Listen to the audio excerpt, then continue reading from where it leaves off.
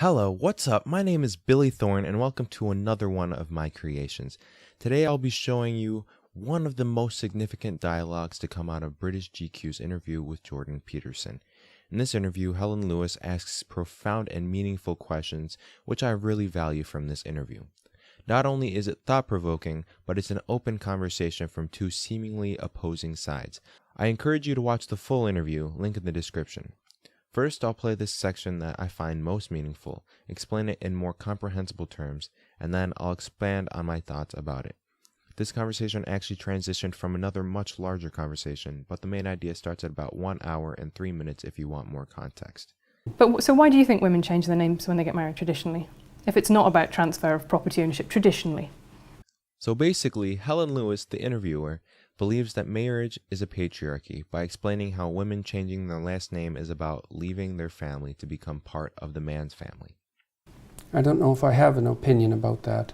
The specific reasons for that, I'd have to look into it for a fair amount of time before I decided it, but I certainly wouldn't boil it down to a unidimensional argument about the ownership of women by men. So, Okay. I mean, the part of the problem too is with this sort of discussion is that and this is why I consider it a manifestation of ideological possession. It's predictable. Well, that's what knowing your stance on. But having a coherent ideology does mean that it is predictable because You don't need an ideology. It is one logical thing that flows from another, and all those pieces tessellate together. So what I find very interesting about your thinking, I find it quite slightly baffling, is that I don't really see how all the pieces fit together. You know, you say that you're not, you believe in God, but there's a lot of emphasis about going back to... No, I actually say I act as if God exists. Right. But, which is actually my definition of belief. Okay, but that then doesn't, to me, tessellate very obviously with your insistence that actually it's just about pure science, and there's not a because I can what insistence that it's just about pure science? Well, I wrote Maps of Meaning. There's no insistence in that it's just about pure science. Okay, but you make appeals to science. What I mean is different. You make appeals to science all the time. You say, well, this is what the literature says, and the trouble with God is that ultimately you can't say this is what the literature says. There is no literature. Which is why I don't say anything about the scientific status of God, apart from what can be experienced maybe under certain conditions of what would you call chemical-induced mysticism, which seems to be something that you can say something scientifically about. But I see that there's two different realms, right? There's a realm of values and a realm of facts. And in the realm of facts, science reigns supreme. But it doesn't in the realm of values. You have to look elsewhere. That was what the humanities were for, before they got, what would you say, hijacked by ideologues. So in the beginning of the discussion, Lewis mentions that she has a coherent ideology, but at the end, the part which I didn't show because it leads to far more discussion and it's too much to go into, I didn't want to waste your time with it. She challenges Peterson to assume what her stance on transgenders is. Obviously, if you challenge someone, it's to prove them wrong. So she wants to prove that she doesn't have a coherent ideology. This is contradictory, but this isn't why I'm here. I'm here because of what Peterson says about facts, values, science, and religion. He says that there is a realm of fact and the realm of value, and that you have to look to separate places for each. Take of what you will and think about it, because I think it is so true. I believe that every human should take this and realize that your values should be rooted in your beliefs, and facts are obviously based on facts, reasoning, and science. But in a society where you hear more and more people say that, religion isn't needed, science is the replacement of value, or science is a replacement of religion, seeing is believing, I believe it takes a truly prideful and arrogant person to base their entire moral scope, as well as their worldview and how they take the world in, solely on science. In the same vein, unless you think I have bias from my Christian background, people shouldn't base their whole worldview on religion itself. We live in a world that was created by God, but science certainly exists on this world as a method of figuring out how and why this world works. Two different realms, two different sources. It's plain and simple.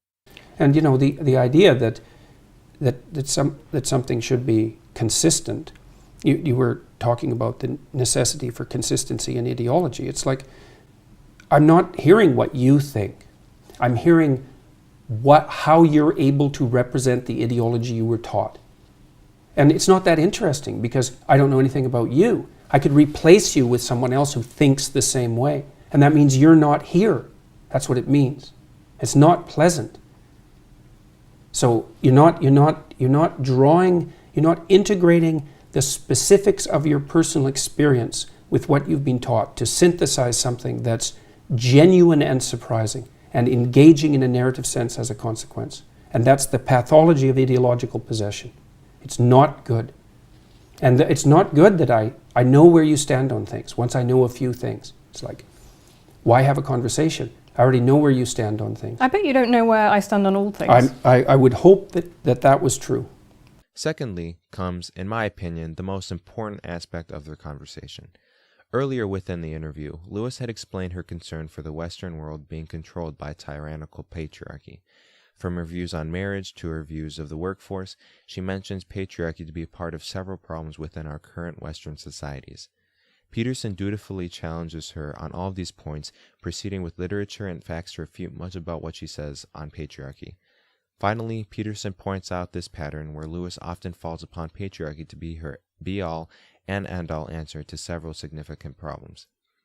He further explains by saying that having a mindset where you have a consistent ideology doesn't allow her to think for herself, apply her own experiences and knowledge to the conversation. Well put, she could be replaced by someone who thinks the same and have the same conversation. Lewis is not showing who she is, only the ideology in which she represents. By any standard, those ideologies could be read about in a book or an article. They could be taught in schools, learned and studied, and applied to several circumstances. Where consistent ideology falls through is when it converts all the thoughts, values, morals, and actions to that of which represent the ideology, and not the human beings themselves. As you go on about your day in this ever-changing world, I implore you to take a look at how you perceive things. Ideology is not wrong in all circumstances, but it can be dangerous when it leads to ideologic possession, as Peterson words it. Remember, you are human, and you have different experiences that make you who you are. You are complex, so don't overshadow that complexity by putting yourself into a box. Thank you very much for watching. I love you all and truly appreciate you for staying till the very end.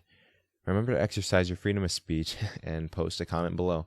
I'd love to chat with you guys. Stay amazing, love God, and don't forget you are a miracle. Don't hide it. Peace out, guys.